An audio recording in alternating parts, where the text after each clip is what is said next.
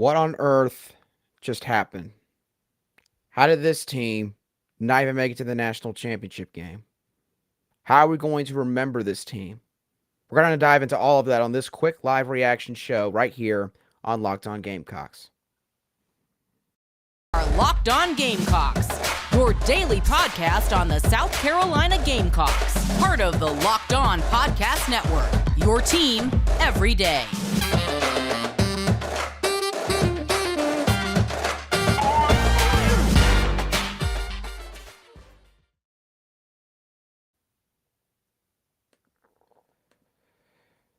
Hello, everyone, and welcome to this special live reaction show right here on the Locked On Gamecocks podcast. I'm your host, as always, Andrew Line. I'm also a staff writer for Gamecocks Digest over on SI.com. Thank you for making Locked On Gamecocks your first watch or listen here today. We are free and available on YouTube and wherever you get your podcasts daily. And this one is going to take a long time to compartmentalize. It is. It really and truthfully is. Something that we never thought we would see happen, at least this season, just took place a little over an hour ago. Dawn Staley and South Carolina's women's basketball team just lost. And they lost, unfortunately for them, when it mattered the most in the semifinals against the buzzsaw that is Caitlin Clark and the Iowa Hawkeyes. And I'm going to dive into plenty of reasons why South Carolina lost tonight. And I will discuss Caitlin Clark, but I'm going to save that for later. Let's dive into South Carolina's end of things. How on earth did the Gamecocks lose this game? Well, here's the thing. If South Carolina was ever going to lose a basketball game, it wasn't going to be because they lost the game in, say, one particular facet. It was going to be they were going to lose in a multitude of ways. There was going to be multiple mistakes made in different areas of the game that were going to pile up, combined with someone like a Caitlin Clark, and that was going to be the recipe for South Carolina to ever lose this year. And that is exactly what happened on Friday night. To get into South Carolina's mistakes, let's start off with the obvious one. South Carolina's starting lineup. I want to preface this by saying I am not trying to disparage the starters. I'm not. I'm simply stating facts here. The starting lineup outside of Iowa Cook did not get it done tonight. They did not get it done. Here are the stats in terms of how they shot from the floor. Each individual star outside of Iowa Cook. Victoria Saxton was 0 of 2 from the floor. She played only 8 minutes. Kiera Fletcher, 0 of 4 from the field. Played only 6 minutes. Bree Beal played 35 minutes in this game, 1 of 9 from the field. Aliyah Boston, who is known as one of the greatest women's college basketball players ever to step on the floor, was 2 of 9 from the floor. Zia Cook was 11 of 21 from the floor and did not ever sit on the bench. Played every single minute in this game and got no help. None on the offensive end. Well, let me rephrase that. She did get some help. Camila Cardoso had a whale of a night. She came off the bench and scored 14 points. Raven Johnson did score 13 points. She did hit a couple of threes in the latter stages of this game. We'll talk about that more in a couple minutes. But to put it bluntly, the starters for this team, the experience of this team, they did not get it done tonight. They put the onus of this game on essentially Zia Cook and South Carolina's bench. And South Carolina's bench, for as great as it's been this year, there is a reason for some of them why they are not out there on the floor starting out these games. And again, that's not to disparage them. It's because this team is so deep. But you can't have your entire starting unit outside of one person fall through on the offensive end like this. You can't. And that's what happened tonight. Let's get into ball security. This is an area of the game that I don't know is going to be talked about enough by other media people, but I am certainly going to talk about it because it was terrible tonight. South Carolina had 15 turnovers. Now, that might not sound terrible in the grand scheme of things, because there's been games where they've turned over the ball 20 times or more. And in recent years, turnovers were a massive problem for this team. And to be fair, they have gotten much better in this department as this group has grown up in this program. But tonight, the turnovers, especially in terms of the timing of the turnovers, were not good. In the latter stage of this game, everyone has one point where they feel like this game just officially ended. South Carolina is not going to win this contest. The moment for me in this game was late in the game when Zia Cook, I'm still trying to figure out what happened on this play. She threw the ball to the corner. Nobody was standing there. South Carolina had someone on the baseline, and they had someone else standing kind of right next to the paint. There was nobody in the corner. And she just tossed it over there, I guess expecting one of them to backtrack to the corner for spacing reasons, and it goes out of bounds. When that play happened, and none of them really seemed to be on the same page, they were only down 3 on that play. And I sat there and thought to myself, this game's done. This game is done. And the unfortunate thing is that's not the only time that sort of play happened tonight. There were multiple times where South Carolina was in this game, just a couple points away, and because either they got too cute or they just weren't on the same page, they gave the ball away to Iowa.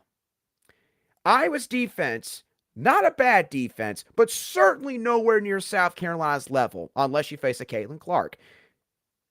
They did not force the majority of these turnovers tonight. The majority of these turnovers were unforced errors by South Carolina. And for a team that has so much experience, you would not expect that, especially in a game of this magnitude. South Carolina was the team that played like they were in their first Final Four in 30 years tonight. They did not play like the team that had been on that stage the previous 2 years, that had only lost 8 or 7 games as a recruiting class for the 2019 group coming into this game. They didn't play like that. And it was kind of that way from the very beginning. Here's another reason why they didn't win tonight. Missed layups. We don't talk about this part enough.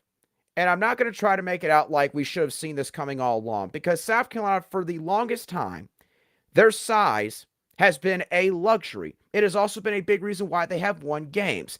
They have dominated other teams' front courts because they have so much skill in the front court. They have the size to also go with that, the overall height and length advantage. And recently, they had some rough patches in terms of hitting layups and having to get so many offensive boards just to even get points on the offensive end. And again, you think at some point that would get corrected. Tonight, it climaxed in the worst possible way. South Carolina, outside of Camila Cardoso, who again played phenomenal tonight off the bench, was not good enough at hitting their layups. Not good enough. And yes, I know some of them were contested, but you're South Carolina. You've been in these situations. Again, you're supposed to be the one that has the size and physicality advantage. That means that when it comes to something like layups, contested or not, you've got to dominate in that area. And they didn't tonight. Aliyah Boston, she didn't show up enough tonight. We can say that. We can also say that she is one of the greatest basketball players in women's college basketball history. She is probably the best player to ever step foot on South Carolina's campus in this program's history. Those facts can be true. It can also be true that she did not play up to the magnitude of this game tonight. And I know that some people are very upset about the officiating. And I will say this. The second foul of Boston, I thought was a horrific call. That did not really change the game, as it turned out. South Carolina was only down 1 going into half and actually did better when Boston was on the bench. Let's not dive into the fact, though, that was a thing. And let's not act like if Boston just didn't play anymore, that all of a sudden South Carolina would have won this game. Let's not act like that, okay? Because I know some people, not many, but some are going to say that. Let's not get into that discussion, because that is just a stupid discussion to have, to be quite honest. But Aliyah Boston did not show up. She didn't. She may have admitted that herself in Dallas. I haven't really seen the press conference notes yet or watched it. But between her and Caitlin Clark, the two superstars on the floor tonight, Aliyah Boston did not rise to the occasion enough, and Caitlin Clark did. So all of that hurt South Carolina a ton. They shot themselves in the foot in a lot of different areas. At the same time, a tip of the cap has to be given to Caitlin Clark. And South Carolina just struggled to find any answers to stop her on defense tonight. And I'm going to dive into that more in just a couple moments right here on Locked On Gamecocks. Today's show is brought to you by our friends over at FanDuel. Now, March Madness, of course, we are now getting into the national championship game. If you want to bet on the national championship game, which I know some of you probably don't want to, but if you do, there's no better place to do it than FanDuel. You can bet up to $1,000, or you can get up to $1,000 in bonus bets back if your first bet as a new customer does not go through. They have a safe, secure, and super easy app to use. You can bet on anything from money line to a prop bet. You can make your own same game parlay as well. It's pretty neat. Don't miss the chance to get your no sweat first bet up to $1,000 in bonus bets when you go to FanDuel.com/lockedon. That's FanDuel.com/lockedon to learn more. Make every moment more with FanDuel. They are an official sports betting partner of the NBA. All right. Now let's get into the player that is going to live in the nightmares, quite frankly, of Gamecock fans for probably at least this entire offseason in Caitlin Clark. Y'all, I made an episode earlier this week saying that South Carolina was going to have a dilemma with this game and Caitlin Clark specifically. They were going to have to pick their poison. And I'm not going to try to use this episode as a way to say I told you so. I'm not going to do that. I will say, though, South Carolina clearly had a main strategy of trying to tire her out and pressure her. One-on-one pressure, what they've done all year, what they have trusted with this team so often, because it has always worked out in the end. Nothing would have worked tonight. Literally nothing would have worked. Caitlin Clark was 15 of 31 from the floor. She was 5 of 17 from 3. So the Gamecocks did not let her hit as many three-point shots. She was 6 of 6 at the free throw line at the end when it counted most. She played every minute of this game except for 2. She still got 6 boards. She had 8 assists, and she scored 41 points. She is special. She is special. You have to admit that. You have to give that to her. I've never seen individual players short of Steph Curry at Davidson 15 years ago single-handedly almost carry their team this far into a tournament. I've never seen it before. Other than that occasion, Caitlin Clark is now doing it again with the Iowa Hawkeyes. She took South Carolina's defenders off the dribble like it was nothing. It did not matter which defender really was on Caitlin Clark. I will say this, though. Dawn Staley is a phenomenal coach, and she has earned the right to pretty much almost never be questioned by the fans, by the almost media pundits, by anybody for that matter. I do have one. If I was in Dallas, though, and I was able to ask any sort of question without making her upset, there's one question that I would ask, and it would be to get her input on why Raven Johnson was the primary defender on Caitlin Clark tonight. Kiera Fletcher only played 6 minutes. So apparently Dawn saw something early in this game that made her think that Kiera was just not going to be ready for the moment in this game.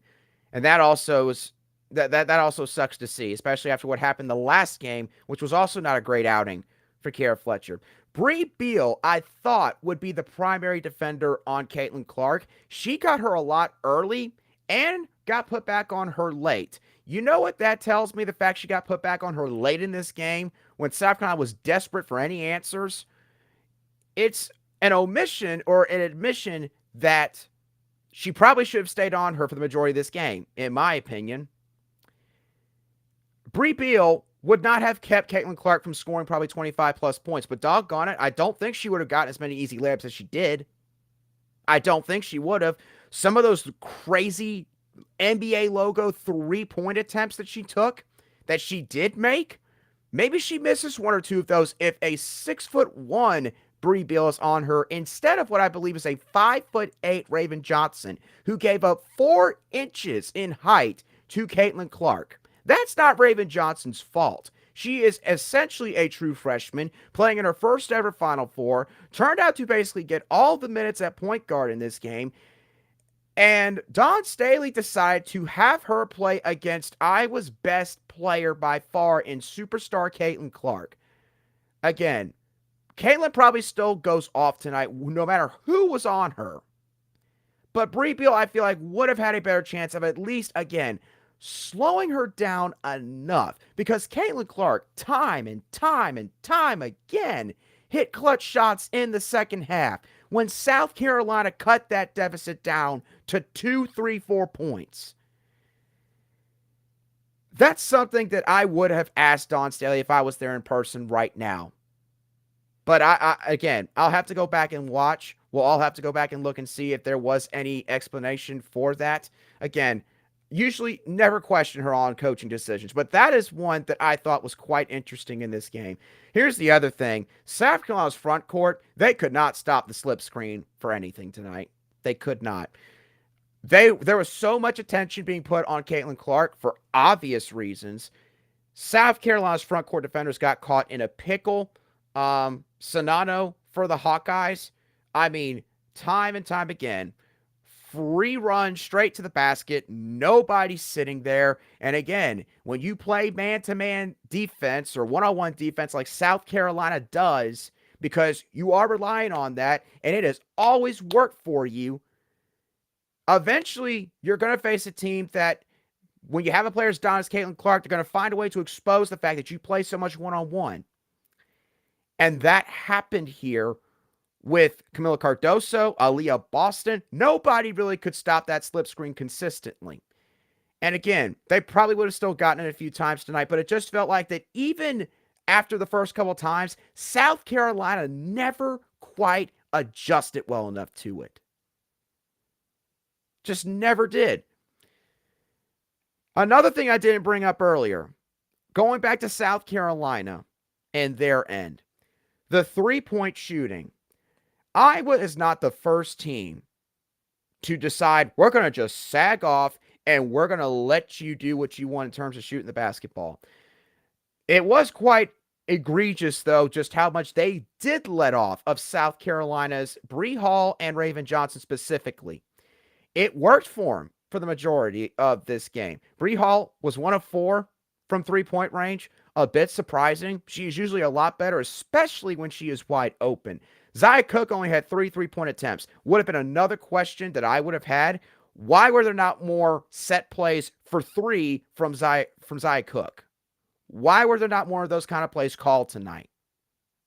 That's another interesting tidbit coming out of this game. Brea Beal missed all 4 three-point attempts that she shot. Again, something that, with how she had shot the ball this year, is now surprising when she does shoot like that from behind the three-point line. Raven Johnson, she did eventually hit 3 three-pointers. She deserves credit for that, and Iowa had to respect it in the fourth quarter. Caitlin Clark actually had to go out near the three-point line to try and basically ensure she could be there for a shot block attempt if Raven put the ball up. I will say this, though. If there's one thing Raven Johnson needs to work on this offseason, needs to basically make a point of emphasis, she has got to develop a three-point shot.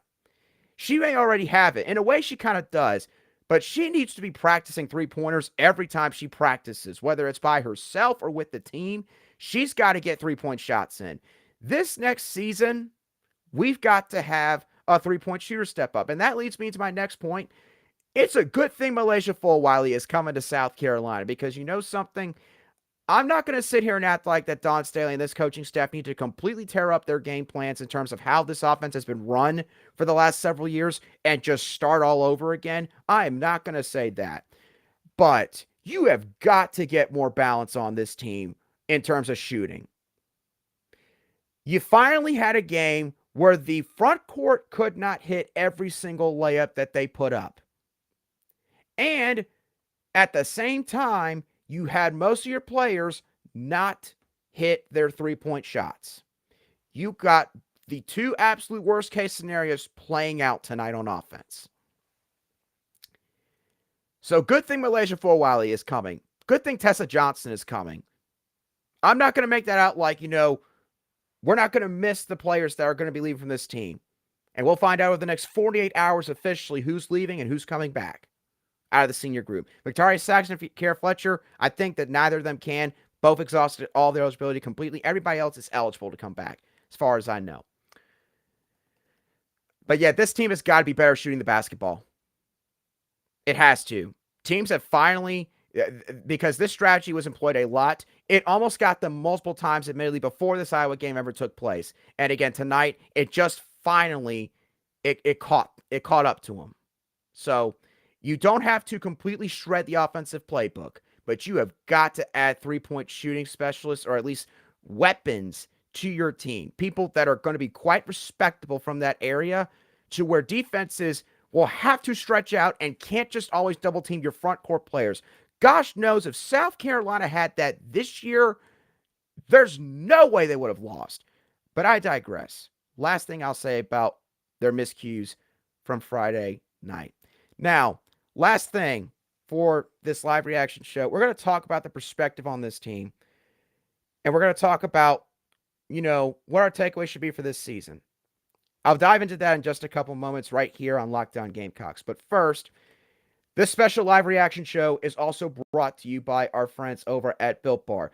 Built March Madness has been around now for the last month or so. If you haven't already made a bracket, you could still go to www.builtmarchmadness.com to vote for your favorites. I picked Cookie Dough Chunk Pub, make it all the way. When you vote, you're entered into a drawing where 50 lucky Locked On listeners will win a free box of Built. One lucky listener will win a 12-month subscription to Built. Your favorite bar or pub will be delivered right at your doorstep if you are that lucky winner. They are jam-packed with protein, low in sugar, and covered in 100% real chocolate. Built bars are the best protein bars out there on the market right now. Run to www.builtmarchmadness.com right now to vote for your favorite bar or pub and pick up a box while you're there. Be sure to take advantage of the opportunity to support your favorite bar or pub today. All right. Thank y'all so much for those of you who are listening or watching today's reaction show to South Carolina's shocking loss to the Iowa Hawkeyes in the Final Four. One last thing to discuss, really, the perspective of this team. How are we going to remember this team? This is going to be a very harsh truth. And again, I'm not trying to disparage anything this team has done. This team has accomplished a lot. They've accomplished a lot in the grand scheme of a typical women's college basketball program. Ran the table in the regular season, won your conference tournament, won the regular season title, made it all the way to the Final Four. Those are things that almost every other program in the country would give an arm and a leg to have for just one season. Here's the problem. Those kind of seasons, when you don't win a national title, don't get remembered. They don't. UConn probably does not remember their 2017 Final Four loss to Mississippi State. They do, but they don't remember the fact they were undefeated going into that game. If you asked a UConn fan, they probably remember other seasons where they actually won the title more so than that season.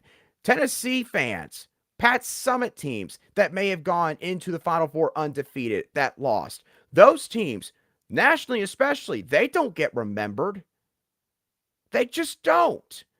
This team is going to be remembered as the team that lost to the one-person show of Caitlin Clark with the Iowa Hawkeyes following her lead. And this season, unfortunately, based on expectation, it is a disappointment. It is. And again, that's not to say they didn't accomplish a lot of great things this year. Both things can be true at the same time. But this season is a disappointment. It is. Because this team returned all the pieces just about. Outside of Destiny Henderson, Destiny Littleton who went to Southern Cal, Lily Grissett, exhausted eligibility. Outside of really those three players, they returned all the key pieces from last year's national title team back this year on the roster. Saxton was back. Aliyah Boston was back. Zia Cook was back. Bree Beal was back. You had a grad transfer in Kara Fletcher, fifth-year player in the sport. Raven Johnson comes back from injury. Bree Hall has another year of experience. Camila Cardoso's got another experience. You got Letitia Meeher coming off the bench. You've got so many pieces coming back, and this is how it ends. This is how this season ends. It's not going to be remembered. We may remember it for the painful loss at the end. We're not going to remember how South Carolina trounced Auburn and Kentucky. We expect that now. We always expect that. We're not going to remember them winning the conference tournament title. For the most part, we expect that now. We're not going to remember the fact that they made it all the way to the Final Four. That's not always expected, but it is a big-time expectation now that this program has, and that's a consequence of success. It's a consequence of what they have done, how much they've raised the bar. And for all those reasons, this season is a disappointment. I'm not going to say failure, but it is a disappointment. And we cannot, we can't beat around the bush with that. It is. I feel for the players. I really and truthfully feel for the players. And I promise, for any of you listening or watching the show right now that are just absolutely, maybe you're frustrated, you're upset, you're still trying to get past what on earth just occurred a couple hours ago in Dallas. For as upset as you might be, for as disappointed as you may be, I promise you, those players and coaches in that locker room are feeling it tenfold right now. And a lot of them, they're probably never going to want to speak of this game, ever, for the rest of their lives. And that's the sad part. And they're gonna have a tough time probably trying to get past this. The final question, I guess, coming out of this game is, does this change the minds of any players that may have been heavily considering leaving that wind up coming back from one more run? Letitia Meeher may come back. We have heard some things about that. Aliyah Boston said that she hasn't decided. Excuse me. I did see that from the press conference before this show started. Zia Cook, who knows if she's going to come back or not. Bree Beal, it sounds like, she may move on. She upped her stock a ton after this season. It'd be maybe a surprise if she came back. Olivia Thompson, Kiera Fletcher, and Victoria Saxton, they cannot come back. Again, reminder that those two, they cannot return next year. So you got two guaranteed players that are walking out the door.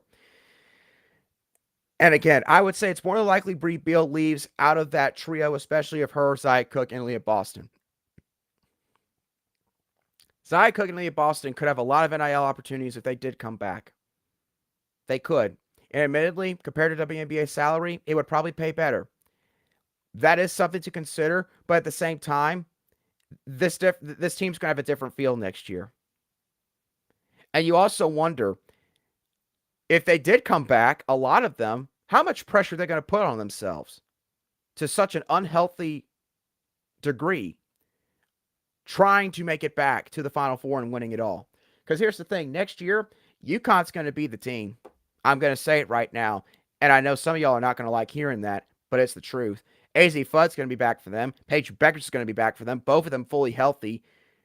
Paige Beckers has not played a basketball game in a very long time on the court, admittedly, but still, they're both going to be back. They will be the favorite. LSU will probably be the second favorite. South Carolina might get slotted third. And gosh knows, Caitlin Clark, if I would get some transfers in there around her that would help her, Iowa would probably be a massive favorite. Or she could win it by herself, like she's probably going to do against LSU.